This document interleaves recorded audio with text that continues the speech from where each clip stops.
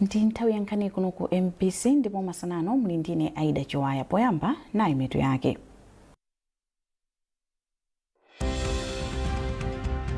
Anthu oposa 100,000 amboma la Balaka akuyembekezeka kulandira katemera oteteza ku matenda otsegula m'mimba akolera. Chipani cha UDF chadzudzula zamtopola zomwe achinyamata ena anachitira amayi omwe anavala zovala zamakaka a chipani cha Malawi Congress ku Ndilande mu mzinda wa Blantyre. Ndipo bungwe la Malawi Bureau of Standards latsekulanso sitolo ya Shoprite ku Chichili mu mzinda wa Blantyre.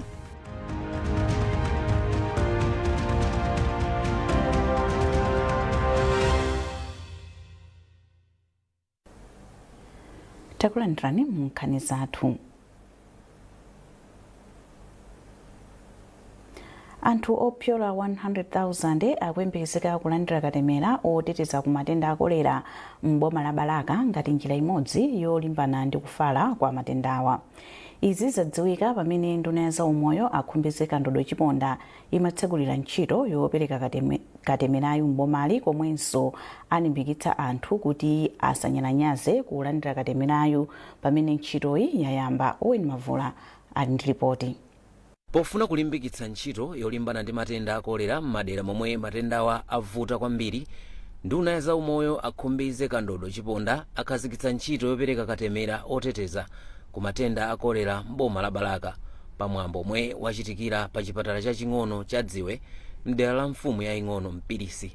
Polankhula pamwambo okhazikitsa ntchitoyi, ndunayi yamema anthu kuti asanyalanyaze potenga nawo mbali kulandira katemerayu, ponena kuti iyi ndi njira imodzi yothandizira kulimbana ndi matendawa. Polimbikitsa National Cholera Control Plan ijatakhazikitsa ngati dziko kuti tithane ndi matenda akolera pofika 2030. Polimbikitsa zimene zozo chifukwa tabwera kuno ku Balaka kuti tidzakhane pasi ndi mafumu kuti kodi chivuta ndi chani kuti anthu azidwala kolera. Kuti ngati dziko lokundiona wa zaumoyo tingapange bwanji. Chifukwa chake tabwera kuno, tabwera ndi kolera ka urgent vaccine katemera wa kolera umene ndithu ndipo ndathokoza kwambiri. Chifukwa mulandira bwino kwambiri. Munaona ndokha kuti afumu eniwo akulu ndamene analoyambirira kuti tandipatsani akatemera. Chifukwa nthawi zina timabweretsa akatemera koma anthu nkumukana. Malingana ndi malipoti, anthu atatu ndi omwe afa atadwala matenda akolera mwa chiwerengero cha anthu okwana 75 omwe anapezeka ndi matendawa kuyambira mwezi wa Novemba chaka chatha. Polankhula atakhazikitsa ntchitoyi, mfumu Mpirisi ya mderali yayamikira boma pofikitsa ntchito yopereka katemerayu mdera lake, ndipo ati iwo athandizira kumemeza anthu kuti alandire katemerayu. Katemerayu kufunika kwake nkonena kuti wina aliyense ayina kuti alandire. Palibe chiletso china chilichonse chimene chingathe kukhalapo kapena chiopsezo chimene chingathe kukhalapo ayi. Ndipo zimene tagwirizana ndipo mafumu anachilandira anapita kukapangisa misonkhano ku madera kwawo. Cholinga chone kuti katemera ameneyi wina aliyense alandire. Mawu ake mmodzi mwa akuluakulu ochokera ku bungwe loona ntchito za umoyo pa dziko lonse, a Dr. Ice Akoso, ati bungwe lawo lipitiliza kugwira ntchito limodzi ndi boma pofuna kulimbikitsa ntchito za umoyo. Kupatula kukhazikitsa ntchito yopereka katemera oteteza ku matenda akolera, nduna ya zaumoyo akhumbizeka ndodo chiponda atsekuliranso chipatala chochitira amayi oyembekezera cha Kuitanda chomwe chamangidwa ndi ndalama zokwana 49 million kwacha za kuthumba la chitukuko ku khonsolo ya Balaka. Owen Mavula, MBC, Balaka. Bungwe la Malawi Communication Regulatory Authority MACRA lati makina omwe likugula kuchokera ku kampani ya Hashcom Ghana Limited si kukhudzana ndi ukazitape wina uliwonse pa zomwe anthu amayankhulana pa foni zawo zam'manja, koma kuoneka zomwe akuponya pa masamba a mchezo. Poyankhula pa mkumano ndi atolankhani ku Lilongwe pa nkhani yopereka kontakiti ku kampani ya Hashcom Ghana Limited, mkulu wa bungwe la MACRA a Daud Sulemani ati makinawa mwazina akawagula athandiza kuthana ndi mchitidwe wofalitsa nkhani zabodza zomwe zili ndi kuthekera kozetsa mpungwepungwe mdziko muno. Maiso Chikhadzula wafika ndi zambiri mu ripoti ili. Sulemani omwe ndi modzi la akuluakulu ochokera ku bungwe la MACRA ati bungweli lili ndi udindo waukulu woonetsa kuti anthu mdziko muno ndi otetezeka kudzera ku ntchito zosiyanasiyana zomwe mabungwe osiyanasiyana kapenanso makampani akugwira mdziko muno. iwo anati bungwe la makra lili ndi udindo waukulu kuonetsa kuti malamulo ofalitsa nkhani nthawi zonse akutsatidwa. Mwazina anati bungwe la makra lili ndi ntchito zambiri zomwe limagwira mcholinga chofuna kuonetsa kuti anthu osiyanasiyana m'dziko muno akutetezeka kuphatikizapo pa nkhani yochitira nkhanza kudzera pa makina a intaneti. Suleiman Mwazina ati bungwe la makra likugwira ntchito yayikulu yoonetsa kuti chuma m'dziko muno chikuyenda bwino pogula zipangizo zabwino zogwira ntchito yake mcholinga chopeza ndalama zochuluka ku bungweli. Pamenepa Suleiman anati bungwe lawo latsatira ndondomeko zonse zofunikira pofuna kugula makina atsopanowa. Pakadali pano magwiritsidwe ntchito amasamba mchezo ndi makina a intaneti zafika pa mlingo wakuti tsopano amalawi ambiri kukati kwacha kuti amve kuti kwagwanji kunjaku kapena kuti adziwe kuti kodi chikuchitika ndi chani akumapita kumasamba mchezo kapena kugwiritsa ntchito intaneti kuti adziwe kuti chikuchitika ndi chani. Ndiye ngati malo mmenemu muli dzinyasi, malo mmenemu muli nkhani zosakhala bwinobwino zambiri zikutanthauza kuti amalawi ambiriso adzikhala kuti akumva ndi kuona zinthu zosakhala bwino, zizapangitsa kuti apange ziganizo zolakwika, zizapangitsa kuti azikhala amantha kapena azikhala opa chifukwa chakuti nkhani zimene akuona ndi nkhani zoopseza. Ndiye ife tikudziwa kuti kagwiritsidwe ntchito ka intaneti, masamba mchezo ndi makina amafoni am'manja kukaduchulukira m'malawi muno. Ndi anthu ochepa amene akugwiritsa ntchito intaneti, panopo tikanali pa 36.9%, kutanthauza kuti over 60% ya amalawi sanayambe kugwiritsa ntchito zinthu zimenezi. Ndiye ife tikufuna kuti anthu ena amalawi amene akubwera kumadzayamba kugwiritsa ntchito masamba mchezo ndi makina intaneti adzapeze pamenepa pali pamalo pakuti atha kukhulupirira zinthu zimene akuona, komanso asamakhale oopa ndi kuti pa masamba mchezo pa makina intaneti pali nkhani zolaula, pali nkhani zoopseza, pali nkhani zonyoza mtundu, pali nkhani zonyoza chipembedzo. Izi zitha kutheka pokhapokha ife ngati bungwe la makra tili ndi kuthekera kodi tidzitha kuona ndi kufufuza kuti kodi nkhani zolakwika zikuyenda bwanji, zikumachokera kuti, zikupita kuti. Zaka zingapo zapitazo makampani osiyanasiyana afoni zam'manja m'dziko muno adatengera bungwe la makra ku khoti poonera kuti makina omwe limafuna kugula bungweli anali ncholinga chofuna kuona zinsinsi zomwe anthu amayankhulana kudzera foni zawo zam'manja. Khoti lalikulu m'dziko muno la Supreme lidagamula mlandu mokomera bungwe la makra poonera kuti bungwe la makra likugwira ntchito yake mogwirizana ndi malamulo pofuna kumadziwa ndalama zomwe makampani afoni zam'manja akupanga pa ntchito zomwe akugwira m'dziko muno. Mayeso Chikhadzula, MBC Lilongwe. Dziko la Norway kudzera mu nthambi yake yoona za chitukuko ya NORAD yapereka 400 miliyoni kwacha kuti ithandizire kukweza komanso kupititsa patsogolo ulimi wobwezeretsa chonde mnthaka m'dziko muno. Ntchitoyi ikuyembekezeka kupindulira alimi ang'onoang'ono oposera 1500 am'maboma a Balaka, Dowa, Mchinji komanso Lilongwe. Sukulu ya ukachenjede ya Luwana ndi mabungwe ena atsogolera ntchitoyi yomwe iphunzitsenso alangiza za ulimi 180 komanso ochita zakafukufuku wa ulimi 30 ndi cholinga choti dziko lino lidzipeza chakudya chokwanira. Yamikani Simtowe wafika ndi zambiri mu ripoti ili. Ntchitoyi imalimbikitsa ulimi wodzala mitengo yobwezeretsa chonde m'munda kuti alimi asamadalire kwambiri fetereza yemwe ndokwera mtengo. Pambali pokwera mtengo fetereza akuti amaononga nthaka. Akatswiri azaulimi akuti m'munda momwe muli mitengo monga glycidia komanso nsangu mbewu zimachita bwino komanso alimi amapeza phindu ngakhale pali mavuto akusintha kwa nyengo.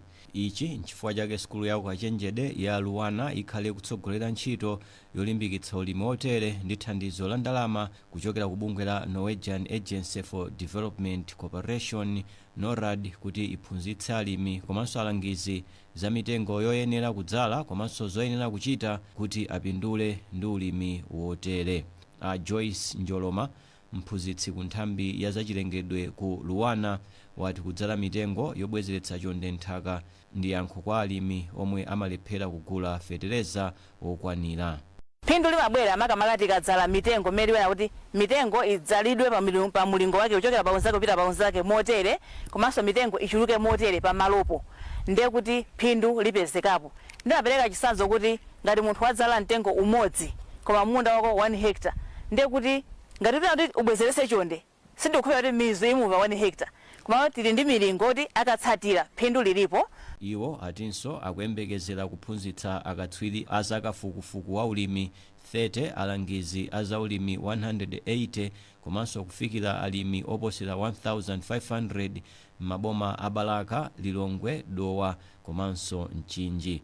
Awawa alimi 1500 watika apeza magulu okhazikika amene tiwati ma clubs kumene wake kuma demonstration plots kumene kwabwere anthu amene atazikaona zimene zikuchitika pamene paja mwa chitsanzo zikuchitika zotere akaphunzitsenso azinzawo komanso tiphunzitsanso anyamata ndatsikana akafukufuku kuti akamatuluka kuchokera masukulu mwathumu apite akaphunzitsenso azinzawo komanso ngati akugwira kale ntchito makampani zena maorganization ena akugwira ntchito ndi alimi akathandiza alimi awo kwina konse pamene ife sitingafikirekoyi. Sukulu ya ukachenjede ya Lilongwe University of Agriculture and Natural Resources igwira ntchito imeneyi pamodzi ndi mabungwe a Center for International Forestry Research and World Agroforestry C4ICRAF komanso Norwegian Institute of Bioeconomy Research Nobio. Yamikani Simtowe, MPC Lilongwe. Komiti ya nyumba ya malamulo yoona za malamulo yayamikira banki ya Reserve kamba kosintha malamulo ake ena kuti alimbikitse makampani a insurance kuyika ndalama ku ntchito zothandiza chuma cha dziko lino. Lamulo latsopanoli likupereka mphamvu kwa gavanala wa Reserve Bank kufewetsako zina mwa mfundo zoyendetsera makampani a insurance ndi cholinga cholimbikitsa makampaniwa kuti kuyika ndalama zawo ku magawo omwe atukule chuma cha dziko lino. Mmodzi mwa akuluakulu ogwira ntchito ku Reserve Bank, Kaluso Chihana, wati lamulo latsopanoli lithandiza kampani za insurance kukhala ndi magawo angapo ochulukitsira chuma chawo. Zambiri mulipoti ili la Trust Office. Lamulo latsopanoli lomwe pa Chingerezi likudziwika kuti Insurance Capital and Solvency Amendment likulimbikitsa kampani za insurance kuti zichulukitse ndalama zawo komanso kuthandizira kukula kwa chuma cha dziko lino poyika ndalamazi m'magawo atsopano othandizira chuma cha dziko. Mmodzi mwa akuluakulu a Reserve Bank, Kaluso Chihana, ati ena mwa magawo omwe kampanizi zilimbikitsidwe kuyika ndalama ndi monga ntchito zokopa alendo, zaulimi komanso zomanga malo apamwamba othandizira kuti mizinda ya dziko lino izioneka mwamakono. Ena amene tinaona kuti anapangapo kale maulimiwo kupanga mafamu a macadamia amene tizithaso kumagulitsa kunja ndi kumabweretsa ndalama zimene zikutivuta zosowa zakunja. Komanso tikuyembekezera kuti azitha kumanga madera mwina mmene dziko tikusowekera kaya ni misewu. Ndipo wapampando wa komiti ya nyumba ya malamulo yoona za malamulo Albert Mbawala wayamikira banki ya Reserve kamba kubweretsa lamuloli. Mbawala ati izi zithandiza kukweza chuma cha dziko lino. Reserve Bank Governor adzikhala ndi mphamvu yonda kuti iniyo tikuzoloti kwakathe kochepaka lamulo ili lisakukhudzeni kaye fomwe tenga ndalama zanu mukumangira zinthu zikuluzikulu ka skyscrapers mabilo akuluakulu mwina mukhala 5 years mukumanga ndi kuti nkhani yokhudza kuti mukhale ndalama zokwanira kuti mukuzolipira ma pension liabilities akachitika tikuzosinthako pang'ono kuti ndalama zija muzilowetse kuti mmange chifija for 5 years. Ndimene ndili maganizo kuti progressive thinking akuganiza molongosoka ndi zomanga chuma chathu ndi zokweza malawi wathu. Kampani za insurance zomwe akuti zili ndi ndalama zokwana 3 trillion kwacha padakali pano zayika ndalama zambiri ku Malawi Stock Exchange komanso ku ntchito yobwerekesa ndalama ku boma. Trust Office, MPC Lilongwe. Nkhanizi zikuchokera kuno ku MPC tentonenso mito yake.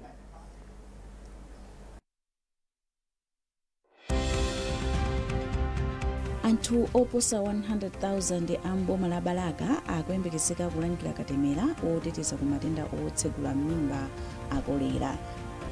Chipani cha UDF chadzudzula za mtopola zomwe achinyamata ena anachitira amayi omwe anavala zovala zamakaka a chipani cha Malawi Congress ku Ndilande mu mzinda wa Blantyre.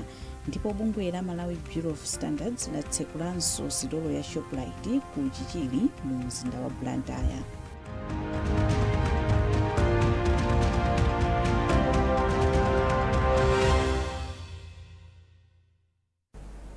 takulandiranso mu nkhani zathu. Chipani cha United Democratic Front UDF chadzudzula za mtopola zomwe achinyamata ena anachitira amayi omwe anavala zovala zamakaka a chipani cholamula boma cha Malawi Congress Party ku Ndilande mu mzinda wa Blantyre. Chikalata chomwe ofalitsa nkhani ku chipanichi a Dyson Jangia atulutsa chati kuzunza kapena kupepusa amayi ndikosaloledwa m'malamulo a dziko lino. Chikalatachi chati malamulo a dziko lino amapereka mwayi kwa munthu aliyense kusonkhana kapena kuvala chovala chamakaka a chipani chomwe akufuna osati kukakamizidwa kuti avule ngati momwe anachitira achinyamata ena ku Ndilande. Chipanichi chadzudzula achinyamata mdziko muno kuti asalole kugwiritsidwa ntchito ndi anthu andale. Ajangia analankhula ndi Monson Maluwa. Chipani cha UDF komanso ndi utsogoleri wake araitiona Batupere Muluzi takhumudwa kwambiri kuti azimayi azunzidwa posachedwa apa. Sinkhani yokhayo yachitika imeneyi komanso pambuyo pa nkhani imeneyo panachitikanso nkhani ina yomwe tikumvetsedwa kuti mzimayi wina anavulazidwanso nayenso Blantyre momwemo pa zifukwa zosadziwika bwinobwino.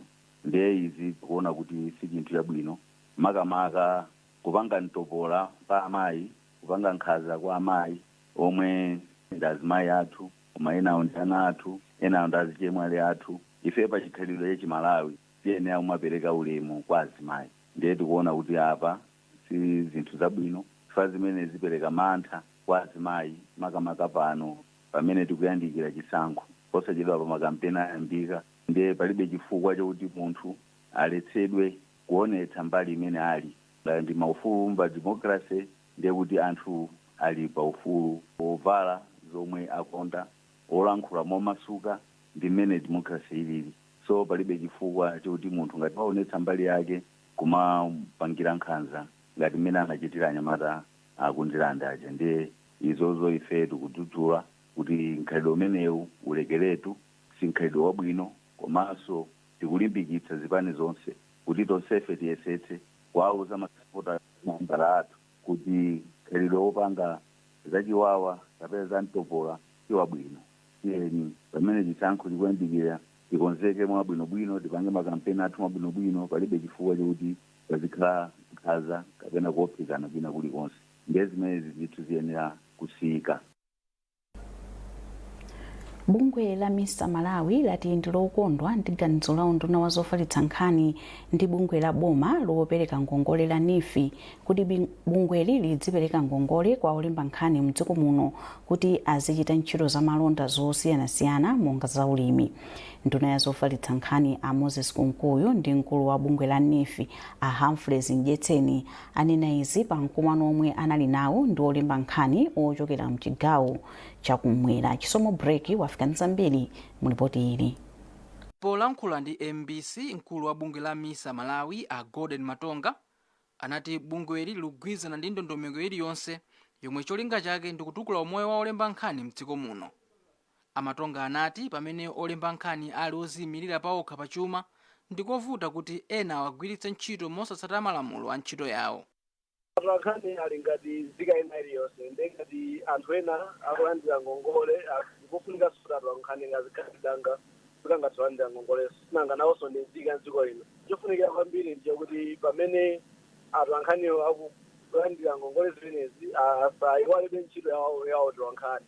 Ndikufunikira kwambiri kuti pamene tikupanga maubale ndi mabungwe osiyanasiyana kandi a NIFI kandi bungwe lina lililonse la boma loyima palokha, mabale amene wasamasokoneze ntchito yathu ya otolankhani. Ndi ife ndosangalala kuti tikumva kuti atolankhani angatukhala nawo mugulu la anthu amene angakhale kuti akulandira nawo ngongole zimenezi.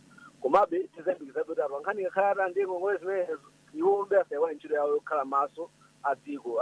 Kukhala maso adziko zitsandaza kuti aziyang'anabe kuti mabungwe aboma kandi NIFIyo kandi boma limene likugwira bwanji ntchito yake ndikumawunikira pamene mwina zinthu sizinayende bwino. Lekhuve chathu kuti mwina pamene atolankhani akulowa nawo mabungwe ngati amene magulu ngati amenewo zisokoneza ntchito yawo imene ili ntchito ya atolankhani. Pofuna kuonetsetsa kuti mgwirizanowu uyende mopanda zopinga, unduna wa zofalitsa nkhani wati ukhala mboni ku ngongole zomwe olemba nkhani mdziko muno angatenge ku bungwe la NIFI. A Moses Kunkuyu ndi nduna ya zofalitsa nkhani. ngakhale iwo amene amalemba ndi kuulutsa nkhani amatha kulemba lero chinkhani chabwino kwambiri chokhudza nkhani za ulimi, kulangiza anthu kuti ulimi mupange motani, mudzale ziti, kuti mudzale nthawi yanji, koma iwo amene alemba aja nkopeza kuti nkhale kamunda alibe. Timati NIF ndi program imene ikhoza kukhalanso yothandizira nkhale olemba ndi kuulutsa nkhani. Zimene mmalemba ziji ziyikeni into practice. Kalimeni minda, tengani zipangizo, tiyeni tipange ma business tithandizire kukweza dziko la Malawi, because tikhulupirira kuti amene amalemba ndi kuulutsa nkhani na amatsatira za chuma iwonso akhoza kukhala anthu abwino kwambiri fa alipo ambiri kuthandiza kuti chuma cha dziko lino chipite patsogolo nawonso atamapanga nawo ulimi kapena ma business. Aka ndikoyamba mu mbiri ya dziko lino kuti bungwe la boma lopereka ngongole likhale ndi lingaliro lofuna kupereka ngongolezi kwa olemba nkhani mdziko muno. Chisomo Break, MBC, Blantyre. Bungwe la Malawi Bureau of Standards latitsegulanso stolo ya Shoprite kuchichiri mu mzinda wa Blantyre. Stoloyi inatsekedwa lachiwiri kutsatira kupezeka kwa katundu opitirira nthawi yake yoti agulitsidwe komanso malo osungira katundu opanda ukhondo. Malingana ndi ogwira ntchito ku MBS a Rafael Kirsten Mpingo, zonse zomwe zinachititsa kuti stoloyi itsekedwe zakonzedwa. Iwo atinso apitanso kukayendera stoloyi pakatha masiku 7.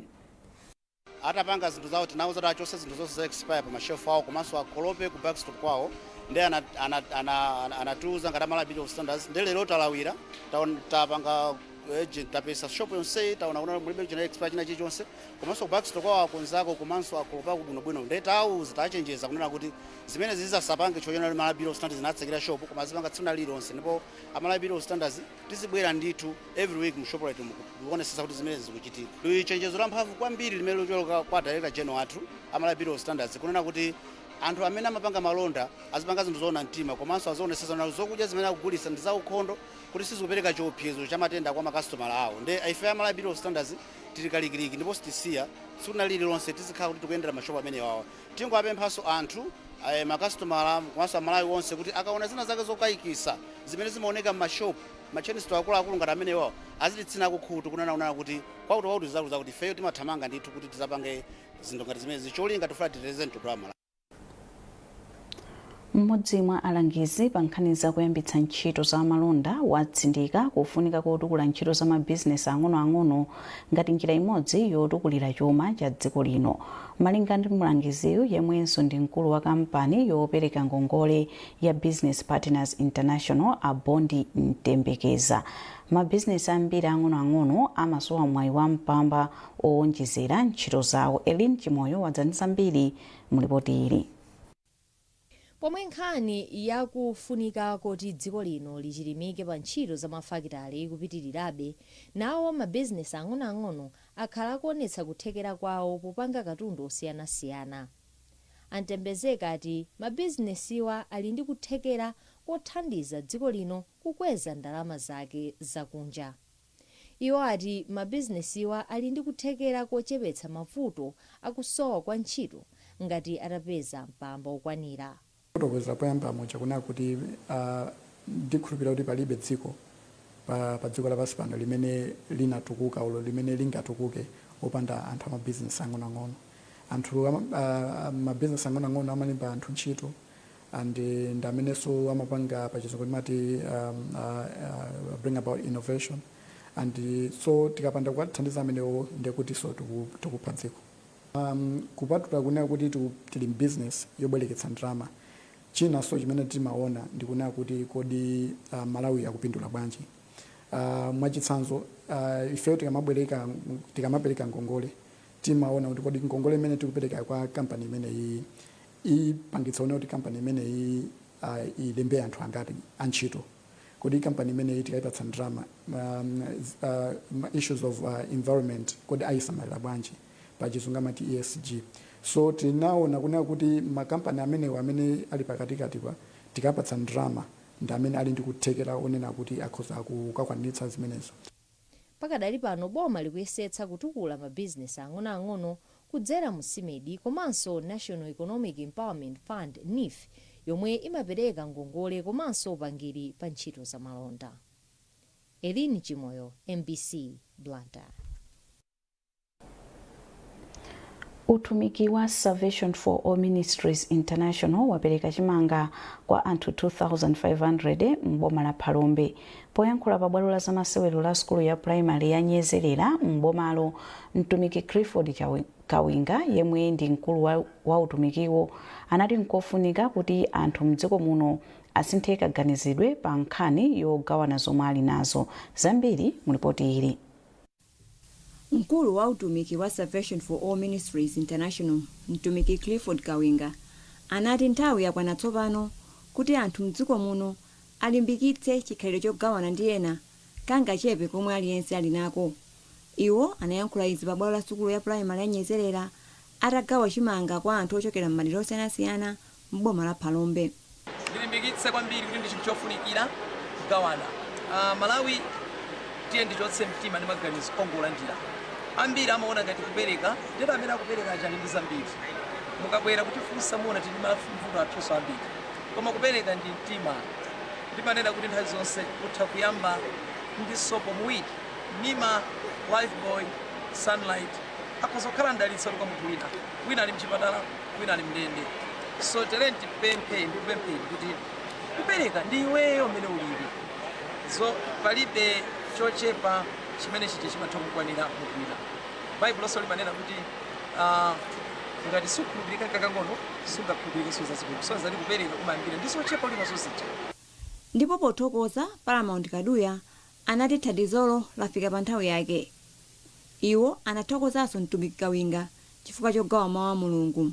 Ndinonyadira komanso nditiomwe chifukwa cha Salvation Ministry chifukwa cha kubwera kwawo kunoku Phalombe kwa Nyezerera komanso kwa Kaduya ndi chithandizo chimene abwera nacho cha chimanga komanso pa mbali pa chithandizo anadyesa mawu uthenga wa chipulumutso ndimene kulili komanso ndi zaka zimene kulili ndi chikumbiro kunena kuti chimanga chimene chikulandira angachitisa ntchito. Ndipo mmodzi mwa omwe analandira thandizolo a Evans Chulani amudzi mwa Muliya mdera mfumu Nyezerera nawo anayamika chifukwa cha chimangacho. Ngothokoza abusa amene watithandizaso mbali ya chakudyachi. Langizo langa lomwe likunena kuti mungatizo ambiri ndoli kudya kukwavuta. Langizo langa lona kuti pamene tafunsa chakudyachi tigwiritse ntchito yoyenerera osagulitsa kuyenera kukathandiza mabanja athu. Polalikira kwa anthu omwe anasonkhana pamalopo omwenso anapitirira kumvula anawalimbikitsa kuti asamade nkhawa mpaka kudzipha chifukwa cha mavuto omwe akumana nawo koma m'malo mwake adzipemphera. Naomi Kamuyango, MPC Phalombe.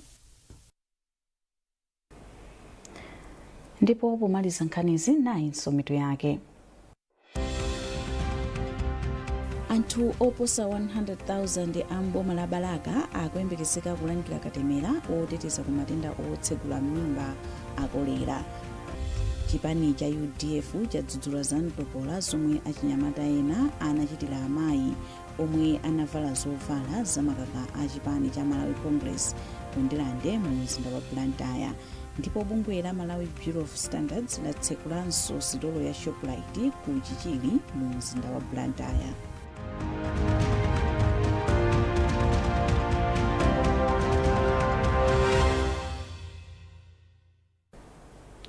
Pezani nkhanizi ndi zina zambiri popita pa mpc.mw kapena mpc digital pa Facebook, Instagram komanso X. Munali ndine Aida Chiwaya ndipo ndikufunirani tsiku lopambana.